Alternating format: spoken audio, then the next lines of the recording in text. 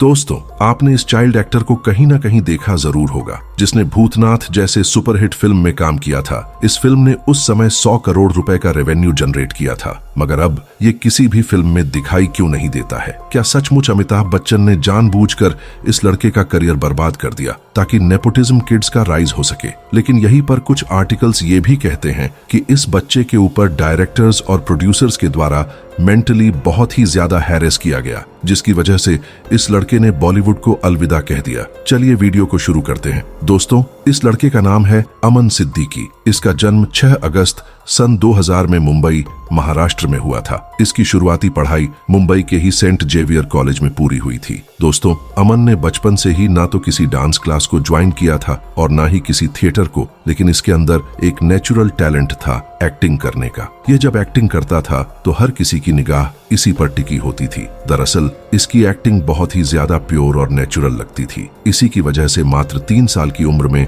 इसको एक TV ad करने का मौका मिला, और वह टीवी एड था हॉर्लिक्स का। वह एड उस समय इतना ज्यादा वायरल हुआ कि बैक टू बैक हॉर्लिक्स ने अमन के साथ 3-4 वीडियो और भी शूट किए। उन एड्स में से एक एड अमन ने अमिताभ बच्चन के साथ भी शूट किया था। मगर अमन ने जब अमिताभ बच्चन के साथ एड शूट किया तो उसने कभी अपनी जिंदगी में यह नहीं सोचा था कि यह एड उसकी जिंदगी बदल देगा। दरअसल दोस्तों, जब यह एड टीवी पर रिलीज हुआ, उसी के 1 साल बाद विवेक गुप्ता, जिन्होंने भूतनाथ मूवी को डायरेक्ट किया था, उन्होंने पूरी भूतनाथ फिल्म की स्क्रिप्ट को तैयार कर लिया था और उन्होंने भूतनाथ के रोल के लिए अमिताभ बच्चन को भी सिलेक्ट कर लिया था। मगर सारी शूटिंग रुकी हुई थी सिर्फ एक कैरेक्टर के लिए। विवेक गुप्ता को बंकू के कैरेक्टर के लिए कोई भी ढंग का चाइल्ड आर्टिस्ट नहीं मिल रहा था। मगर इस दौरान किसी ने बंकू के हॉर्लिक्स वाले एड को विवेक गुप्ता को दिखाया। इस एड को देखने के बाद विवेक गुप्ता बहुत ही ज्यादा खुश हो जाते हैं। वह अगले दिन ही अमन को अप्रोच करते हैं ऑडिशन देने के लिए, और जैसे ही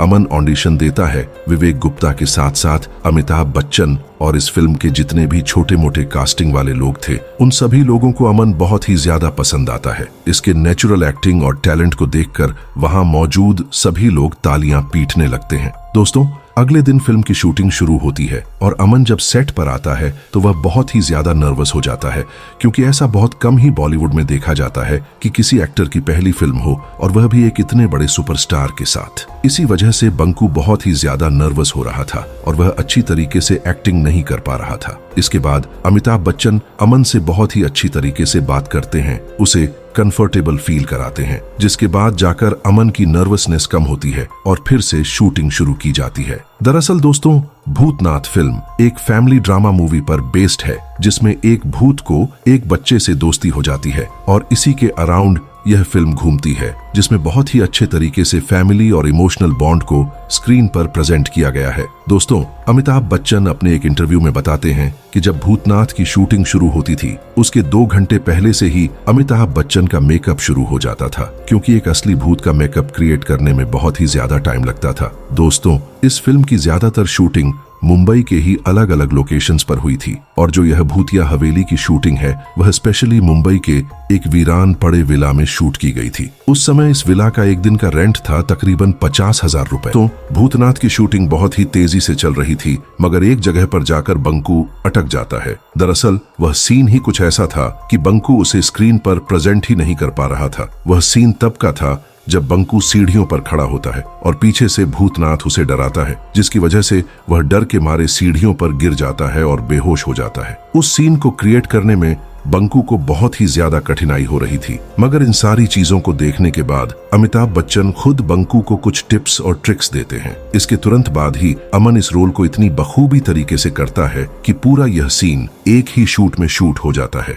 इसके बाद डायरेक्टर बहुत ही ज्यादा खुश होते हैं। उन्हें गर्व होता है अपने फैसले पर कि उन्होंने एक सही और अच्छे चाइल्ड एक्टर को अपनी मूवी में कास्ट किया है। धीरे धीरे इस मूवी की शूटिंग खत्म होती है और वह दिन आ जाता है जब इस फिल्म को रिलीज होना था। वह तारीख थी 8 मई सन 2008। इसी दिन यह मूवी रिलीज हुई थी और जैसे ही यह मूवी रिलीज हुई थी, ये बॉक्स ऑफिस पर धमाल कर देती है। यह अपने समय की एक सुपरहिट फिल्म साबित हुई थी। इस फिल्म ने अकेले 1 महीने में 100 करोड़ रुपए का रेवेन्यू जनरेट किया था। इस फिल्म के रिलीज होने के बाद अमन सिद्दीकी को घर घर में पहचाना जाने लगा था। जहां अमन एक दिन पहले एक नॉर्मल स्कूल जाने वाला बच्चा था, अगले ही दिन यह एक सुपरस्टार बन जाता है। अमन जिस रास्ते से स्कूल जाया करता था, लोग उसे रास्ते में रोक रोक कर उसके साथ फोटो और ऑटोग्राफ लिया करते थे। जिस स्कूल में अमन पढ़ाई करता था, वहां रातों रात वह सुपरस्टार बन चुका था। उसके क्लासमेट्स उसे एक अलग तरीके से ट्रीट करते थे और स्कूल के टीचर्स भी उसे बहुत स्पेशल तरीके से ट्रीट किया करते थे।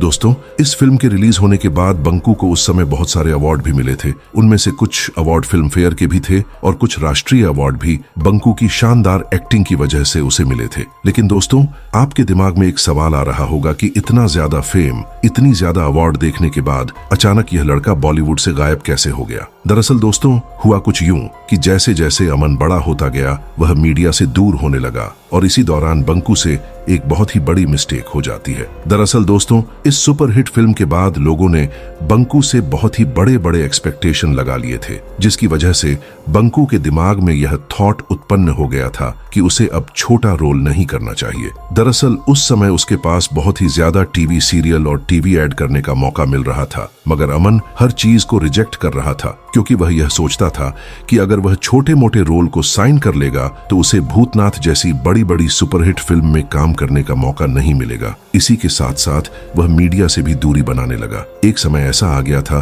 कि मीडिया भी अमन को बायकॉट कर देती है। यह सिलसिला दोस्तों 4 सालों तक चला। इसके बाद अमन परेशान हो जाता है क्योंकि उसे कोई भी बड़ा रोल इन 4 सालों में नहीं मिला, तो वो घूम फिर कर वो वापस छोटे रोल करने के लिए ऑडिशन देता है। मगर उस समय डायरेक्टर्स उसे यह कहकर रिजेक्ट कर देते हैं कि अब आपके पास वह फेम नहीं रहा जो आपके पास 2008 में भूतनाथ निकलने के बाद था। यह चीज सुनकर दोस्तों अमन बहुत ही ज्यादा डिमोटिवेट हो जाता है। मगर बहुत ही मुश्किलों के बाद सन 2013 में एक एनिमेटेड कार्टून में नंदू के वॉइस ओवर करने का मौका अमन को मिलता है। उस रोल को अमन बहुत अच्छी तरीके से निभाता है और बस यही आखिरी समय था जब अमन को बॉलीवुड में देखा गया था। इसके बाद अमन किसी भी बॉलीवुड मूवी, टीवी सीरियल और यहाँ तक कि किसी भी टीवी एड में दिखाई नहीं दिया। लेकिन दोस्तों, ये सब सुनने के बाद आपके दिमाग में ये सवाल पैदा हो रहा होगा कि अगर अमिताभ बच्चन और बंकू की बॉन्डिंग इतनी ही अच्छी थी तो अमिताभ बच्चन ने कभी बंकू को सपोर्ट क्यों नहीं किया। दोस्तों,